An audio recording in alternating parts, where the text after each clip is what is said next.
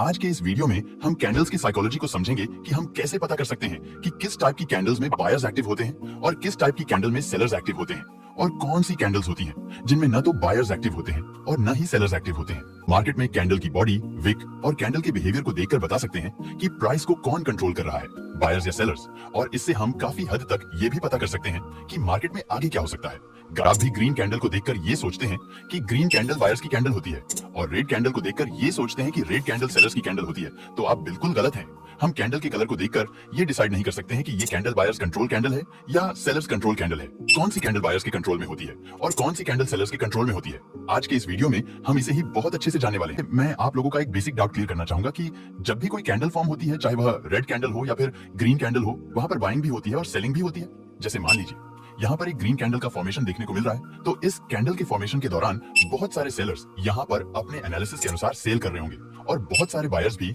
यहाँ पर अपने एनालिसिस के अनुसार बाइंग कर रहे होंगे। यानी कि इस कैंडल के फॉर्मेशन के दौरान यहाँ पर सेलिंग भी हो रही है और बाइंग भी हो रही है। आप देखिए यह कैंडल यहाँ पर पूरी तरह से फॉर्म हो गई है, जो कि एक ग्रीन कैंडल बनी हुई है। बहुत सारे लोग जिन्हें कैंडल की साइकोलॉजी के बारे में ज्यादा नॉलेज नहीं होता है, वह लोग यहाँ सोच रहे होंगे कि यह कैंडल हरी बनी हुई है, इसका मतलब है कि अभी प्राइस में बायर्स का कंट्रोल है। लेकिन आपको इसके कलर को देखकर यह डिसाइड नहीं करना है कि यह कैंडल किसके कंट्रोल में है, ये कैंडल बायर्स के कंट्रोल में है या सेलर्स के। ये जानने के लिए हमें इस कैंडल की साइकोलॉजी को रीड करना होगा। तो चलिए अब अलग अलग प्रकार के कैंडल को देखते हैं और उनकी साइकोलॉजी को समझते हैं।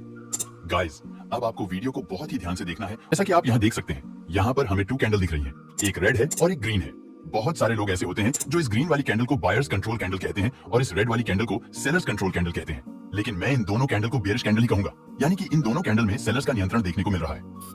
आइए जानते हैं कैसे। गाइस, जब यह ग्रीन वाली कैंडल चार्ट में फॉर्म होने लगती है तो प्राइस किसी एक पॉइंट से ओपन होता है और यह हमारा एक ओपन पॉइंट बन जाता है। जब यह कैंडल फॉर्म होना स्टार्ट होती है तो इसमें बायर्स बहुत ज्यादा संख्या में बाइंग करने लगते हैं, जिसकी वजह से प्राइस यहां से अपसाइड जाता है। जब प्राइस अपसाइड जाता है और किसी एक पॉइंट पर पहुंचता है तो बायर्स यहां पर अधिक प्राइस में खरीदने में इंटरेस्ट लेना कम कर देते हैं, जिसकी वजह से बायर्स यहां पर वीक होने लगते हैं और जो सेलर्स यहां पर एक्टिव होते हैं उन्हें यहां पर महंगे प्राइस में सेल करने का मौका मिल जाता है और यहां पर बहुत ज्यादा संख्या में सेलर्स सेलिंग करने लगते हैं, जिसकी वजह से प्राइस यहां से नीचे आने लगता है और जब प्राइस अपने ओपनिंग पॉइंट के पास पहुंचता है तो यहां पर प्राइस क्लोजिंग कर देता है और यह कैंडल कुछ इस तरह की एक ग्रीन कैंडल बन जाती है। जब इस तरह की कैंडल का फॉर्मेशन चार्ट में देखने को मिलता है तो इसे हम बुलिश कैंडल न कहकर बेयरिश कैंडल कहते हैं, क्योंकि जब प्राइस इस पॉइंट से ओपन हुआ है तो बायर्स प्राइस को अपसाइड ले गए हैं। लेकिन जब इस पॉइंट से सेलर्स एक्टिव होते हैं और सेलर्स सेलिंग करने लगते हैं तो बायर्स प्राइस को अपने कंट्रोल में नहीं कर पाते हैं, जिसकी वजह से प्राइस यहां से डाउन साइड आ जाता है और इस कैंडल में एक लॉन्ग अपर विक बन जाती है, जिससे हमें यह पता चलता हूं कि इस कैंडल में स्ट्रॉन्ग सेलिंग प्रेशर देखने को मिल रहा है और इस समय प्राइस सेलर्स के कंट्रोल में है।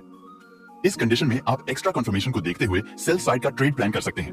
और इसी तरह से जब ये रेड वाली कैंडल चार्ट में फॉर्म होने लगती है तो प्राइस किसी एक पॉइंट से ओपन होता है। जब प्राइस इस पॉइंट से ओपन होता है तो यहाँ पे बहुत सारे सेलर सेलिंग करने लगते हैं, जिसकी वजह से प्राइस यहाँ से थोड़ा सा नीचे आ जाता है। जब प्राइस यहाँ पे थोड़ा सा नीचे आता है तो यहाँ पे बायर्स एक्टिव होने लगते हैं और वो लोग यहाँ पे बाइंग करना स्टार्ट कर देते हैं, जिसकी वजह से प्राइस में बाइंग प्रेशर देखने को मिलता है। प्राइस में डिमांड बढ़ने लगती है और प्राइस यहाँ से अपसाइड जाना स्टार्ट कर देता है। जब प्राइस अपसाइड जाता है और किसी एक पॉइंट पर पहुंचता है तो यहाँ पे फिर से सेलर्स एक्टिव हो जाते हैं और सेलर्स फिर से यहाँ पे सेलिंग करना स्टार्ट कर देते हैं, जिसकी वजह से प्राइस में सेलिंग प्रेशर देखने को मिलता है, यानी कि प्राइस में सप्लाई बढ़ने लगती है और प्राइस यहाँ से डाउन साइड आने लगता है। जब प्राइस यहां से डाउन साइड आता है तो प्राइस इस बार अपने ओपनिंग पॉइंट को ब्रेक कर देता है और यहां पे क्लोजिंग कर देता है और ये कुछ इस तरह की एक रेड कैंडल बनकर रेडी हो जाती है, जिसकी अपर विक जो होती है वो काफी लॉन्ग होती है और इस कैंडल को भी हम बेयरिश कैंडल ही कहते हैं, क्योंकि इस कैंडल में भी हमें सेलिंग प्रेशर देखने को मिल रहा है, क्योंकि इसकी अपर विक जो है वो काफी लॉन्ग बनी हुई है। इसका मतलब होता है कि प्राइस इस पॉइंट तक गया था, लेकिन इस पॉइंट से यहाँ पे बहुत ज्यादा सेलर सेलिंग करने लगे थे, जिसकी वजह से प्राइस में काफी हाई सेल साइड रिजेक्शन देखने को मिला था और प्राइस यहाँ से डाउन साइड आ गया था। तो गाइस, आपको हमेशा चार्ट में देखना है कि जब भी आपको चार्ट में इस तरह की रेड या